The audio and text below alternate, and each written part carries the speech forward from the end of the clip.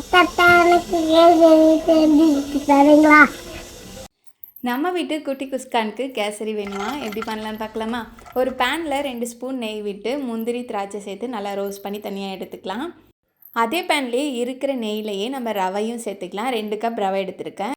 ரவையை 2 நிமிஷம் நல்லாவே ரோஸ்ட் பண்ணணும். கருக விடாமல் சிம் ஃப்ளேம்லேயே வச்சு நம்ம வறுத்துக்கலாம். ரோஸ்ட் பண்ணிவிட்டு ஒரு பவுலில் மாற்றிக்கலாம். அடுத்ததாக அந்த பேன்லேயே 4 கப் தண்ணி எடுத்திருக்கேன். 2 கப் ரவைக்கு 4 கப் தண்ணி எடுத்திருக்கேன். ரவையை அதில் சேர்த்து நல்லா மிக்ஸ் பண்ணி நல்லா வேக விடணும். கட்டி இல்லாமல் நல்லாவே மிக்ஸ் பண்ணிக்கிட்டே இருக்கணும். அடுத்ததாக 2 கப் அளவு சர்க்கரையும் எடுத்திருக்கேன். உங்களுக்கு ஸ்வீட் கூடுதலாக வேணும்னா நீங்கள் சேர்த்துக்கலாம்.